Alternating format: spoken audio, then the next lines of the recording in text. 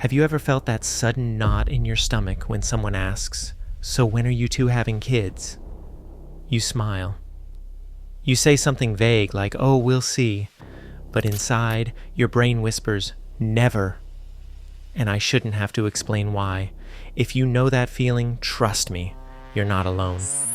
And today, we're diving into the psychology of why some couples choose not to have children, even when they genuinely like kids and have happy relationships.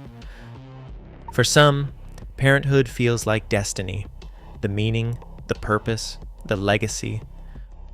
But for others, life is something different. Life is freedom.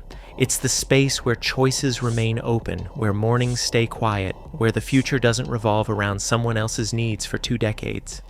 And when someone questions that choice, even casually, something shifts. The air changes. A gentle pressure creeps in, not because the question is malicious, but because your life path has been challenged.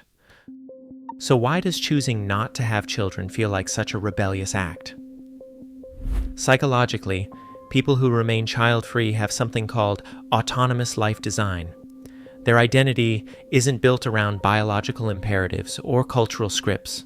Every choice, every priority, every vision of their future is something they've actively decided. So when society pushes the parenthood narrative, the mind feels like a calm river someone just tried to dam up. Nothing changes externally, but internally, the resistance is real. Some couples also use their child-free life to protect their emotional energy. Out there, society tells them they are incomplete, that they are missing out, that they will regret it. But inside their partnership, they finally get to stop justifying themselves. So when family or friends bring up kids again, even people they love, the defensive walls go right back up. That emotional labor drains them quietly, like carrying an invisible weight everywhere they go. Here is something most people never admit. Some of the most caring, most nurturing, most emotionally intelligent couples are the ones who feel the most certain about not having children. Not because they are selfish, not because they hate kids, but because they understand their own capacity.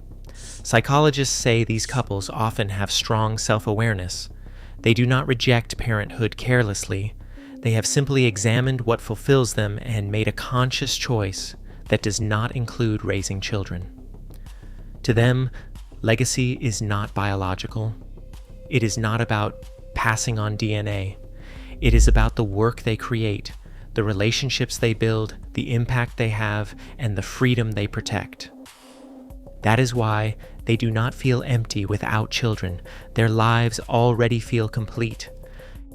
And for some, this clarity comes from watching stressed parents, broken marriages, or childhoods where parenthood meant sacrifice without joy.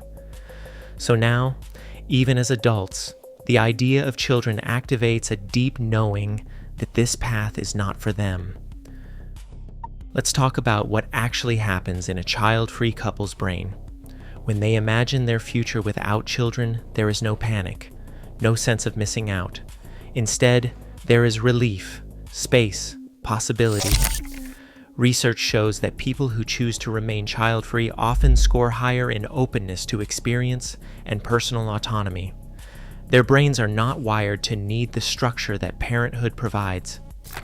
They find meaning differently, through careers that demand their full attention, through travel that requires flexibility, through hobbies that take years to master, through partnerships that stay romantic instead of becoming co-parenting arrangements. Their dopamine comes from exploration, not from nurturing routines. And here is the part that society struggles with. These couples do not see children as the ultimate form of love or commitment. They see their relationship, just the two of them, as already complete. They chose each other, not as a stepping stone to family, but as the destination itself. Studies on relationship satisfaction actually support this. Child-free couples report higher levels of relationship happiness, more quality time together, and deeper intimacy compared to couples with children. Not because children ruin relationships, but because parenthood fundamentally restructures everything. And some couples simply do not want that restructuring. There is also the financial and mental health angle that no one wants to say out loud.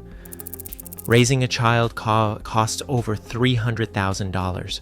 It requires 2 decades of constant vigilance, sacrifice, and emotional labor. And for what?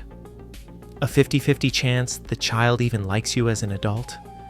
Child-free couples look at that math and opt out. Not because they are cold, but because they are honest. They would rather invest that money, time, and energy into building a life they actually want, rather than following a script society handed them. Here is the important part. Choosing not to have children is not about rejecting love or responsibility. It is about directing that love and responsibility elsewhere.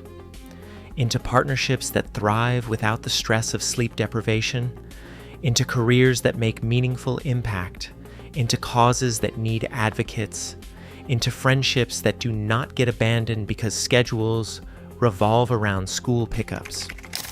Psychologists call this generativity through contribution rather than reproduction, and it is just as valid. Some people also forget that not everyone experienced childhood as something worth recreating. Some grew up in chaos, in poverty, in dysfunction, and they made a conscious decision.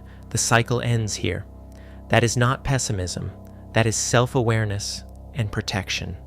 For others, it is simpler. They just do not want kids. No trauma, no deep reason, just a clear preference. The same way some people do not want to live in cities or do not want to eat seafood. And that should be enough. But here is what makes this choice so misunderstood. Society has built an entire identity around parenthood being the ultimate human experience. So when someone opts out, it feels like a rejection of that value system.